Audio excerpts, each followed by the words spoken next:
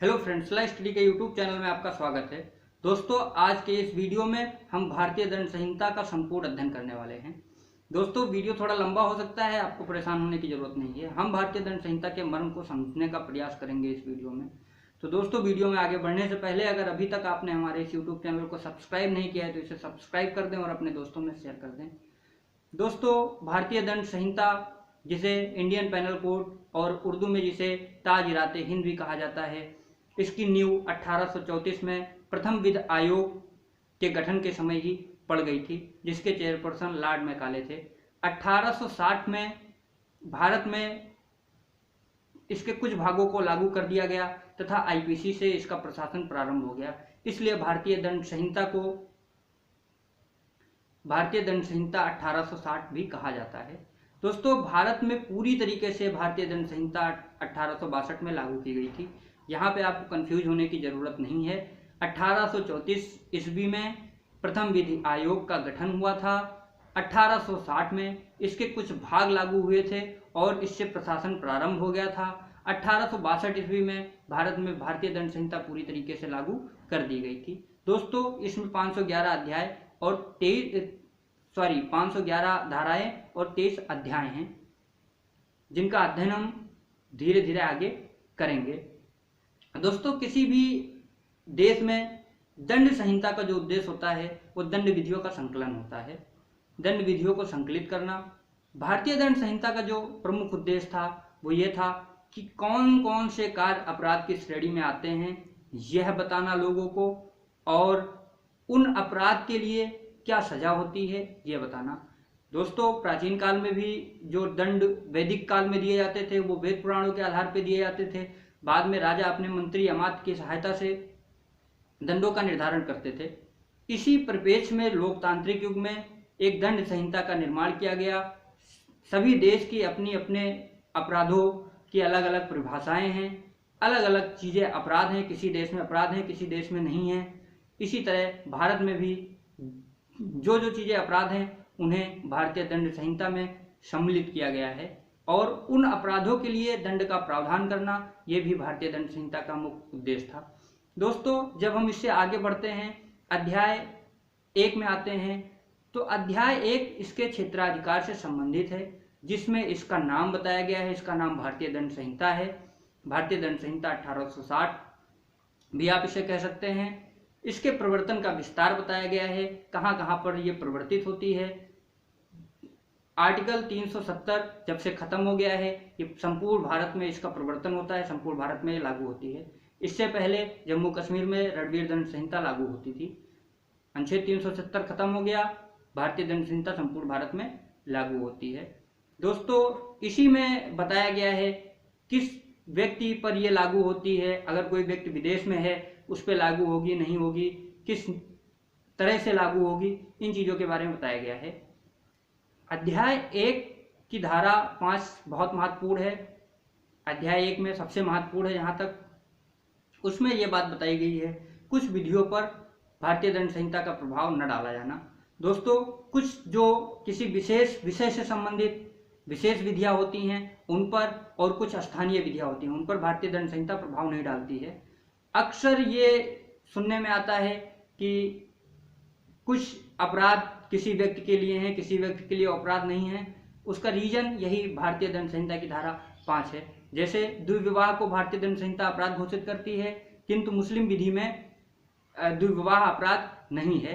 तो यहाँ पे स्पष्ट है कि धारा 5 साफ साफ कहती है कि अगर किसी भी चीज़ के लिए कोई विशेष विधि बना दी गई है या किसी स्थान के लिए कोई स्थानीय विधि बनाई गई है तो वहाँ पर भारतीय दंड संहिता उसको प्रभावित नहीं करेगी।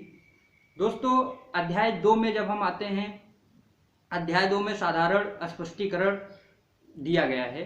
इसमें परिभाषाएं दी गई हैं, लेकिन यहाँ पर ध्यान देने की जरूरत है, जो परिभाषाएं दी गई हैं वो शब्दों की परिभाषाएं दी गई हैं। अपराध की परिभाषाएं धाराओं में अलग अलग आगे हम अध्ययन करेंगे जिनका। तो यहाँ पे शब्दों की परिभाषाएं दी गई हैं, जैसे लिंग किसे कहते हैं, वचन किसे कहते हैं, व्यक्ति किसे कहते हैं, इन सब चीज़ों की परिभाषाएं दी गई हैं। एक बात और कह दी गई है कि यहाँ पर भारतीय दंड संहिता में एक बार स्पष्टीकृत पद जो है उसका अर्थ हर जगह पे समान होगा जब तक कि संदर्भ से प्रतिकूल प्रतीत ना हो। अर्थात एक बार जिस शब्द की परिभाषा दे दी गई वो वही होगी पूरे भारतीय दंड संहिता में, जब तक कि संदर्भ से अलग ना वहां पे वर्णित कर दिया गया हो। दोस्तों, इसमें न्यायाधीश की परिभाषा, लोक सेवक की भी परिभाषा दी गई है, जो बहुत महत्वपूर्ण है। तो इसके आगे जब हम अध्ययन करते हैं, अध्याय 3 में पहुंचते हैं। अध्याय 3 धारा 53 से लेकर 75 तक है। इसमें दंड के बारे में बताया गया है। अध्याय 3 की धारा 53 में 5 तरह के दंड बताए गए हैं। कौन कौन से दंड होते हैं? मृत्यु दंड होता है, आजीवन कारावास होता है, कारावास का दंड होता है। कारावास भी 2 तरीके से होता है, एक साधारण कारावास होता है, एक कठिन या सश्रम कारावास होता है। उसके बाद संपत्ति का संहरण होता है और जुर्माना होता है। दोस्तों, ये 5 तरह के ही वर्तमान में दंड दिए जा सकते हैं, इनके अतिरिक्त कोई भी दंड नहीं दिया जा सकता है। भारतीय दंड संहिता की धारा 53 ये बताती है। इसमें आगे सजा कैसे दी जाएगी, अगर कोई अपराध 2 अपराध किए गए हैं तो कौन सी सजा दी जाएगी, अगर कोई व्यक्ति जुर्माना देने में व्यतिक्रम करता है तो उसे कितनी सजा दी जाएगी। कुल मिला के अध्याय 3 में सजा के बारे में, दंड के बारे में प्रावधान किया गया, विस्तृत तरीके से बताया गया है। इसके बारे में अधिक जानकारी हम जब वेयर एक्ट का अध्ययन करेंगे, पिछली वीडियो में हम डाल चुके हैं, उसे आप देख सकते हैं। अध्याय 4 भारतीय दंड संहिता की धारा 76 से लेकर 106 तक है, जो साधारण अपवाद के बारे में बताती है। दोस्तों, साधारण अपवाद क्या है, इसको हम बहुत आसानी से समझ सकते हैं। कुछ चीजों का वर्णन हर जगह नहीं किया जा सकता है। जैसे एक बात कही गई कि 7 साल से कम व्यक्ति, अब 7 साल से कम उम्र का कोई लड़का, 7 साल तक की उम्र का कोई लड़का अपराधी नहीं हो सकता है। अब हर धारा के साथ, हर अपराध के साथ तो ये जोड़ा नहीं जा सकता है, इसीलिए कुछ बातों को संकलित करके प्रारंभ में ही रख दिया गया है जनरल एक्सेप्शंस के तौर पे, जो संपूर्ण संहिता पर लागू होगा। इसमें तथ्य की भूल, न्यायिक कार्य में भूल, न्यायिक कार्य करते हुए अगर कोई कार्य किया जा रहा है उसके लिए किसी को दंडित नहीं किया जाएगा। 7 वर्ष से कम शिशु पहले ही बता चुका हूं मैं। उसके बाद में विकृत व्यक्ति के कार्यों का प्रभाव, प्राइवेट प्रतिरक्षा, सद्भाव पूर्वक कार्य, डॉक्टर के द्वारा कार्य, कोई डॉक्टर किसी का ऑपरेशन करता है सद्भाव से, उसकी कोई दोष नहीं होती, व्यक्ति मर जाता है तो यहाँ पे छूट, प्राइवेट प्रतिरक्षा, ये सब चीजें अध्याय 4 के साधारण अपवाद में ही दी गई हैं। दोस्तों, यहाँ पे सेक्शन 83 बहुत जरूरी है। 7 वर्ष से कम शिशु का कार्य अपराध नहीं होता, ये बताया गया है। अध्याय 5 का जब हम अध्ययन करते हैं, ये धारा 107 से लेकर धारा 120 तक है, दुष्प्रेरण के विषय में। दोस्तों, ये भी बहुत महत्वपूर्ण अध्याय है, इसका अध्ययन आप अलग से भी कर लीजिएगा। इसमें दुष्प्रेरण के बारे में बताया गया है, किसी अपराध का दुष्प्रेरण करना। एक बात हो गई अपराध करना, दूसरी बात हो गई अपराध का दुष्प्रेरण। दुष्प्रेरक कौन होता है, दुष्प्रेरण का दंड क्या होता है, उस दुष्प्रेरण का प्रभाव क्या होता है जब वहां पे दुष्प्रेरक व्यक्ति उपस्थित हो, इन सब चीजों के बारे में बताया गया है। कितना दंड दिया गया है, ये सब चीजें बताई गई हैं इस अध्याय में। अध्याय 6 में जब हम पहुंचते हैं, जो धारा 121 से लेकर 130 तक है, इसमें राज्यों के विरुद्ध अपराध के बारे में बताया गया है। दोस्तों, इसमें भारत सरकार के विरुद्ध युद्ध, भारत सरकार के मित्री देशों के विरुद्ध युद्ध, उसकी तैयारी करना, राजद्रोह क्या होता है, 124A में राजद्रोह की परिभाषा दी गई है, इसे भी आप लोग देख लीजिएगा, आदि के बारे में बताया गया है तथा दंड का प्रावधान किया गया है। ये अध्याय बहुत महत्वपूर्ण है, जिसमें राजद्रोह सबसे ज्यादा महत्वपूर्ण है, तो इसका भी अध्ययन आप लोग अलग से कर लीजिएगा। इसकी पिछली वीडियो मैंने डाली हुई है, लिंक भी डिस्क्रिप्शन में डाल दूंगा। अध्याय 7 धारा 131 से 140 तक है, जो सेना, नौसेना और वायुसेना के संबंधित कुछ अपराधों का वर्णन यहाँ पर कर दिया गया है। कुछ चीजें अपराध हैं, वर्णित कर दिया गया है, लेकिन सेना, नौसेना, इनसे संबंधित अगर कोई विशेष विधि बनाई गई है उस पर इस दंड संहिता का प्रभाव नहीं होगा। ये बात भी हम लोगों ने धारा 5 में पढ़ी थी, तो इस चीज को भी ध्यान में रखना हुआ है। कुछ चीजों का यहाँ पे अपराध बताया गया है सैनिक, नौसैनिक के बारे में। उसके बाद में अध्याय 8 पर जब हम आते हैं, जो धारा 141 से 160 तक है, उसमें लोक प्रशांति के विरुद्ध अपराध की बात की गई हुई है। दोस्तों, ये भी बहुत महत्वपूर्ण धारा है। लोक प्रशांति, लोक शांति को भंग करने के संबंधित अपराध इसमें दिए गए हैं। दोस्तों, जब कोई लोक सेवक की जब बात आती है, उसके बारे में वो लोक प्रशांति के भंग करने के लिए कोई कार्य करता है वो अलग है। जब कोई व्यक्ति लोक प्रशांति को भंग करने के लिए कोई कार्य करता है, यहाँ पर उसका अध्ययन किया गया है। इसमें आता है विधि विरुद्ध जमाव, बलवा। सेक्शन 151 की बात अक्सर होती है, 151 में चालान काट दिया गया किसी का, ये भी होता है। इसमें कहा गया है बिखराव का आदेश के बाद भी उस भीड़ में सम्मिलित होना, 151। इसमें पुलिस अक्सर चालान कर देती है। धर्म मूलवंश आदि पे टिप्पणी करना, सामाजिक सौहार्द को बिगाड़ना, दंगा फैलाना, ये सब चीजें इस अध्याय 8 के अंतर्गत आती हैं, जो लोक प्रशांति को भंग करने वाली चीजें होती हैं। दोस्तों, भारतीय दंड संहिता की धारा 9, अध्याय 9, धारा 161 से 171 तक लोक सेवक द्वारा या उनसे संबंधित अपराध के बारे में बताती है। लोक सेवक की स्थिति जो बहुत महत्वपूर्ण होती है, उनके ऊपर जिम्मेदारी होती है, दायित्व होता है सरकार के द्वारा। उनके द्वारा जो अपराध किए जाते हैं वो विशेष होते हैं, इसलिए उनके लिए अलग से दंड का प्रावधान किया गया है इस संहिता में, अध्याय 9 के अंतर्गत। तो इसका भी अध्ययन आप कर लीजिएगा, इसकी वीडियो भी मैंने डाल दी है।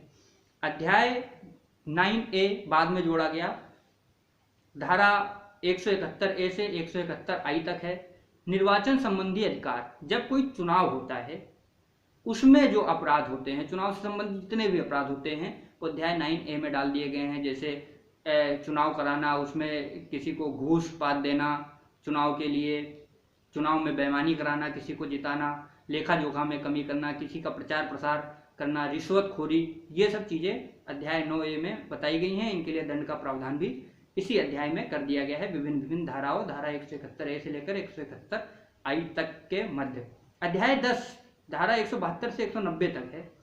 इसमें लोक सेवकों के विधिपूर्ण प्राधिकार के अवमान के विषय में, एक लोक सेवक के जो कार्य होते हैं जब उनका अवमान किया जाता है तो कौन कौन से अपराध होते हैं, इसमें ये बताया गया है।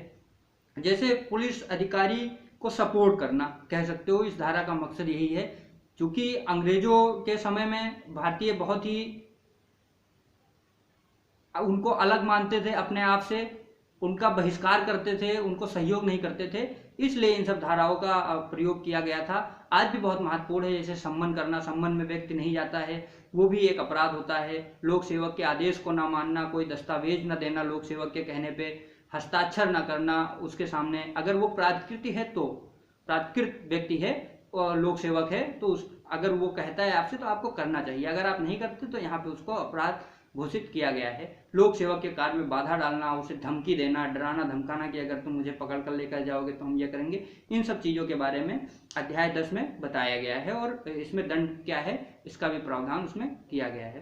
दोस्तों, भारतीय दंड संहिता का अध्याय 11 धारा 191 से 229 तक है, जो मिथ्या साक्ष्य से संबंधित है।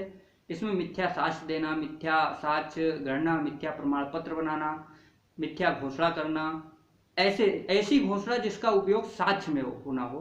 तो यहाँ पे बहुत महत्वपूर्ण चीज ये है कि साक्ष्य के लिए जिस चीज का प्रयोग हुआ हो वो गलत तरीके से देना साक्ष्य के रूप में, वो यहाँ पे अपराध घोषित किया गया हो। जैसे इलेक्ट्रॉनिक डाटा डिलीट करना, सीसीटीवी किसी चीज के साक्ष्य के लिए अगर जाने वाली हो आप डिलीट कर देते हैं तो वो भी यहाँ पे अपराध घोषित किया गया है साक्ष्य के रूप में। अगर आप कोई मिथ्या दावा कोर्ट में न्यायालय में करते हैं वो भी यहाँ पे अपराध घोषित किया गया है।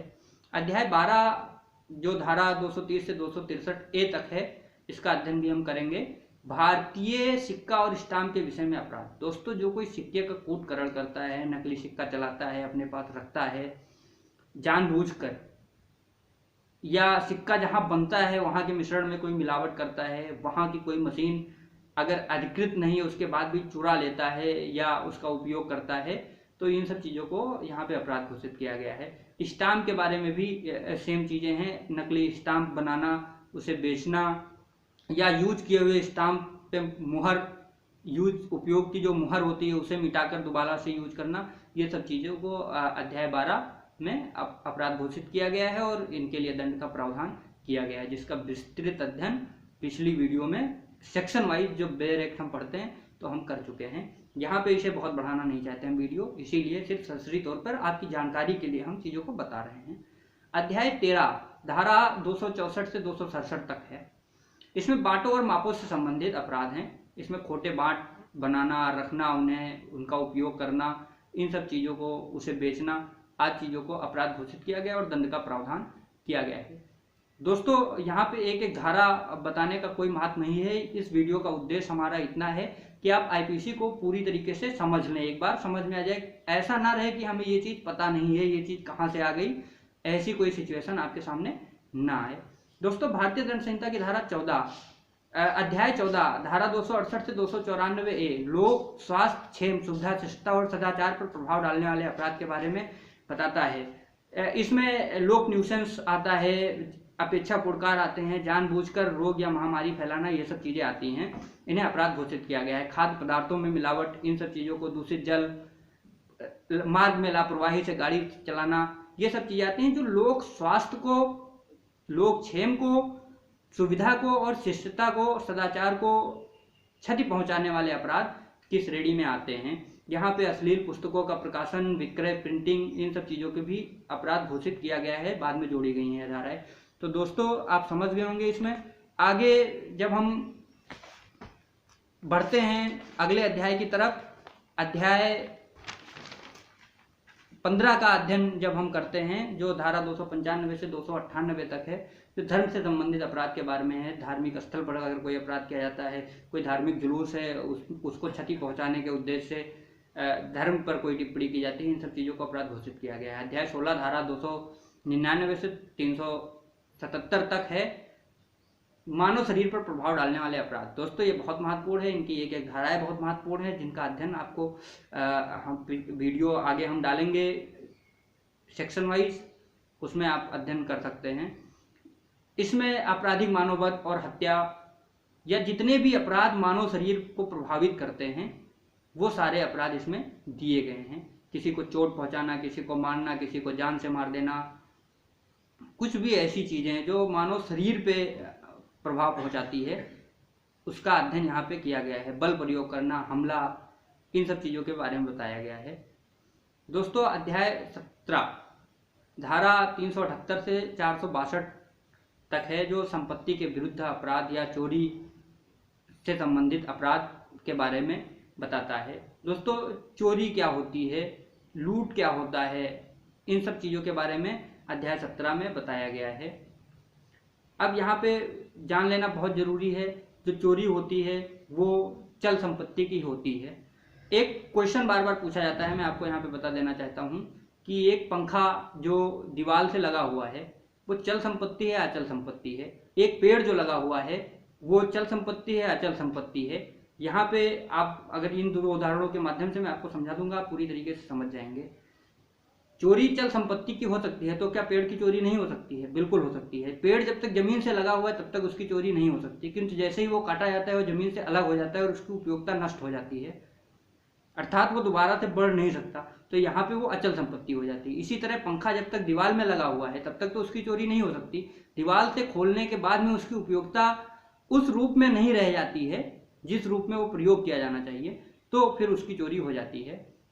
इसी तरीके से, इसी प्रकार से लूट और डकैती के बारे में भी बताया गया है। लूट क्या होती है, डकैती क्या होती है, इन चीज़ों को बहुत समझना जरूरी है। दोस्तों जो लूट होती है वो या तो चोरी के माध्यम से होती है या उद्यापन के माध्यम से होती है।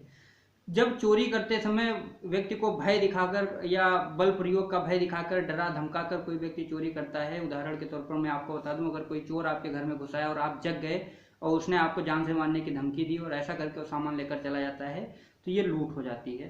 अगर वो व्यक्ति चोरी करके चुपचाप लेकर चला जाए और आप जान भी ना पाए तो वो चोरी होगी। अगर आप जान गए, आपने उसका प्रतिरोध किया और उसने बलपूर्वक आपको धमकी दी, डरा धमका दिया और इस तरह वो चला गया, तो वो लूट कहलाती है। तो जो लूट होती है वो या तो चोरी के माध्यम से होती है या उद्यापन के माध्यम से होती है। दोस्तों इसके बाद में आती है डकैती। तो जब 5 से अधिक व्यक्ति मिलकर लूट करते हैं तो वो डकैती हो जाती है। इसके बारे में विस्तृत अध्ययन अगली वीडियो में आप कर सकते हैं। दोस्तों इसके बाद में आती है संपत्ति का बेईमानी से दुर्विनियोग करना, किसी की संपत्ति को गलती से इधर उधर लिखा लेना, उसके कागजात को, इन सब आपराधिक न्यास भंग आज जितनी भी संपत्ति से रिलेटेड चीज़ें हैं उनसे रिलेटेड जो अपराध हैं वो इसमें वर्णित किए गए हैं। जहाँ पर ध्यान देने की बात है, संपत्ति चल और अचल दोनों प्रकार की होती है। चल संपत्ति में चोरी होती है और अचल संपत्ति में जो आपराधिक दुर्विनियोग और ये सब चीज़ें होती हैं, संपत्ति में तब्दीली कर देना आदि अपराध इस श्रेणी में आते हैं। इसमें लोकलिस्ट भी सम्मिलित है।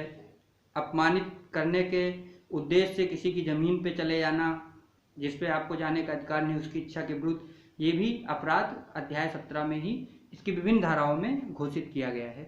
दोस्तों इसके बाद में अध्याय 18 की जब हम बात करते हैं तो ये धारा 463 से लेकर 489 तक है, जिसमें दस्तावेज और संपत्ति चिन्हों संबंधित अपराध के बारे में बताया गया है। इसमें कूटकरण, मिथ्या दस्तावेज, इलेक्ट्रॉनिक दस्तावेज, इनको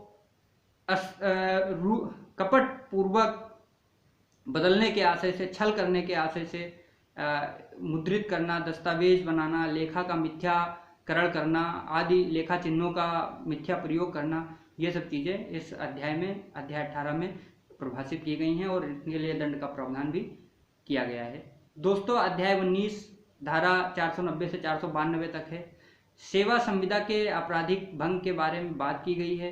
दोस्तों इसका जो उद्देश्य है वो ये है कि किसी व्यक्ति, ऐसी सेवा संविदा की गई है जिसकी वजह से बहुत नुकसान हो जाए अगर उसे तोड़ दिया जाए। जैसे किसी असहाय व्यक्ति की सेवा के बारे में जो संविदा की गई है उसे तोड़ दिया जाए, उसकी सेवा को भंग कर दिया जाए तो अपराध क्या होगा, इसके बारे में प्रावधान किया गया। दोस्तों इससे पहले जो नौसैनिक होते थे या जो जहाज होते थे, समुद्री सेवाएं, उनमें सेवा भंग को जोड़ा गया था जो बाद में निश्चित कर दिया गया है। दोस्तों बहुत सी धाराएं जो हैं वो निश्चित कर दी गई हैं क्योंकि उनकी उपयोगिता भारत में नहीं रही, पहले थी अब नहीं है, उन्हें समय समय पर निश्चित कर दिया गया है। इसके बारे में अलग से मैं एक वीडियो बनाऊंगा, कब निरसन किया गया, किन परिस्थितियों में निरसन किया गया। अध्याय 20 धारा 493 से 498 तक है जो विवाह से संबंधित अपराध हैं। इसमें दुर्विवाह, विवाह का प्रवंचन करके किसी के साथ गलत काम करना, संभोग करना, कपट पूर्वक विवाह करना, जार कर्म इत्यादि आते थे। जार कर्म को सुप्रीम कोर्ट ने अवैध घोषित कर दिया है इस सेक्शन को। इसमें जो अपराध का प्रावधान था उसे खत्म कर दिया गया, अर्थात अब यह जार कर्म अपराध नहीं रह गया है। दोस्तों अध्याय 20A बाद में जोड़ा गया जिसमें धारा 498 ये है, पति और या उसके नातेदारों द्वारा स्त्री की क्रूरता, ये स्त्री विवाह संबंधित जितने भी अपराध होते थे उनको रोकने के लिए ये बाद में धाराएं जोड़ी गई, इनकी आवश्यकता महसूस हुई। जिसमें पति द्वारा अगर कोई क्रूरता की जाती है उसमें सजा का प्रावधान किया गया है। दोस्तों इसके बाद आता है अध्याय 21 धारा 499 से 502 जो मानहानि के विषय में है। किसी भी शब्दों द्वारा, लिखे गए शब्दों द्वारा, पढ़े जाने वाले या इशारे से, किसी भी ऐसे संकेतों द्वारा किसी व्यक्ति की खाद को हानि पहुंचाने वाले कार्यों को किया जाना, ये मानहानि के श्रेणी में आता है और इसे अपराध घोषित किया गया। इसके लिए दंड का प्रावधान भी किया गया है, किंतु यहाँ पे अपवाद भी दिए गए हैं। कई धाराओं में अपवाद दिए गए हैं जिसमें बताया गया है कि अगर कोई व्यक्ति सत्य बोलता है, लोक सेवक अगर कोई कार्य कर रहा है, कोर्ट में कोई चीज़ें प्रोसीडिंग चल रही है तो मानहानि, या कोई व्यक्ति किसी पे आरोप लगाता है तो वो मानहानि की श्रेणी में नहीं आता है। दोस्तों इसके बाद अध्याय 22 धारा 503 से लेकर 510 तक है जो आपराधिक त्रास, अपमान और क्षोभ के विषय में है।